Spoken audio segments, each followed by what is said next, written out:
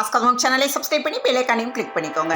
நாடு முன்னேற 3வது முறையாக பிரதமர் மோடிக்கு மக்கள் வாக்களித்துள்ளனர் என ஜார்க்கண்ட் ஆளுநர் சிபி ராதாகிருஷ்ணன் தெரிவித்துள்ளார். பாஜக வளர வேண்டும் என்றால் கலவரம் செய்ய வேண்டும் என்று சர்ச்சையாக பேசிய இந்து மக்கள் கட்சி துணைத் தலைவர் கைது செய்யப்பட்டுள்ளார். கிழக்கு கடற்கரை சாலையில் அக்கரை மாமல்லபுரம் இடையே உள்ள சாலைக்கான சுங்க கட்டணம் நள்ளிரவு முதல் உயர்த்தப்பட்டுள்ளது. கல்வியின் தரத்தை மேம்படுத்த மாவட்டத்தோறும் 24 பேர் கொண்ட குழு அமைக்க ஆட்சியர்களுக்கு தலைமை செயலாளர் உத்தரவிட்டுள்ளார். விக்கிரவாண்டி தொகுதி இடைத்தேர்தலில் போட்டியிட முடிவு செய்துள்ள பாமக கூட்டணியில் உள்ள பாஜகவுடன் பேச்சுவார்த்தை நடத்தி வருகிறது.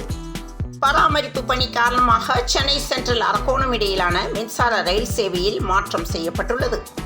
கூட்டுறவு வங்கிகளால் மாணவர்களுக்கு வழங்கப்படும் கல்விக்கடன் ரூபாய் 5 லட்சமாக உயர்த்த தமிழக அரசு அறிவிப்பு. தேனி மாவட்டம் போடி அருகே குழந்தைகள் காப்பகத்தில் 10 வயது மாணவனுக்கு பாலியல் தொல்லை கொடுத்த 28 வயது இளம்பெண்ணை போலீசார் போக்சோவில் கைது செய்தனர். சென்னையிலிருந்து செங்கோட்டை சேரும் ரயிலில் தூங்கியதால் இறங்க மறந்த நிலையில் அபாய சங்கிலியை இழுத்துவிட்டு வாலிபர் ஓட்டம் பிடித்துள்ளார்.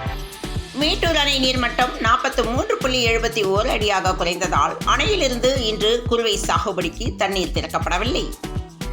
மனிதர்கள் மூலம் கழிவுநீரை அகற்றினால் 2 ஆண்டுகள் சிறை என தேசிய தூய்மை பணியாளர் ஆணைய தலைவர் எச்சரிக்கை விடுத்துள்ளார்.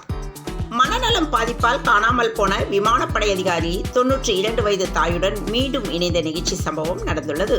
33 ஆண்டுக்கு பிறகு ஓய்வூதியமும் கிடைத்தது. அரசு ஊழியர்கள் மற்றும் ஓய்வூதியர்கள் அரசு மருத்துவமனைகளில் ரூபாய் 10 லட்சம் வரை இலவச சிகிச்சை பெறலாம் என சுகாதாரத்துறை செயலாளர் சுகர்தீப் சிங் பேடி தகவல் தெரிவித்துள்ளார். லஞ்ச வழக்கில் பிடிபடும் ஊழியரை விடுவிப்பது உடலில் கேன்சர் செல்லை செலுத்துவது போலாகும் என சஸ்பெண்ட் உத்தரவை எதிர்த்த வழக்கில் ஐகோர்ட் கருத்து தெரிவித்துள்ளது.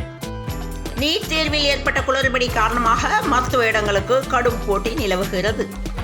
திமுக நாடாளுமன்ற குழு புதிய நிர்வாகிகள் முதல்வர் மு.க. ஸ்டாலினிடம் வாழ்த்து பெற்றனர்.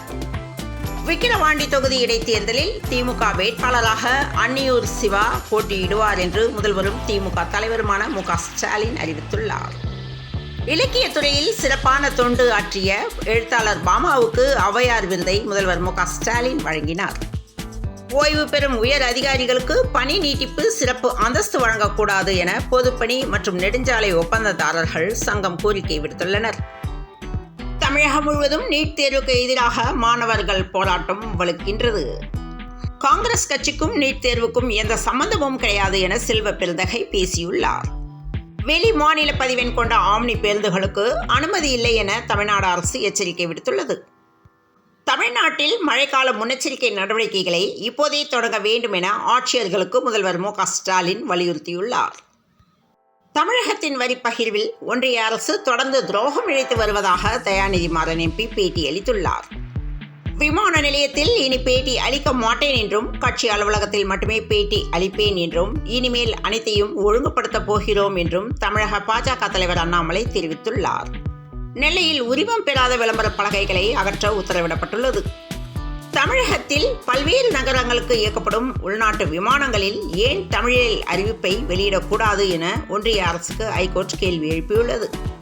வரும் 23ஆம் தேதி நடைபெறவிருந்த இடைநிலை ஆசிரியர் தேர்வு நிர்வாக காரணங்களுக்காக ஒத்திவைக்கப்பட்டுள்ளது.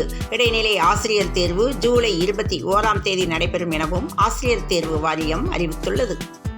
T20 உலகக்கோப்பையில் 5.4 ஓவரில் நம்பியாவை ஆஸ்திரேலியா வீழ்த்தியது.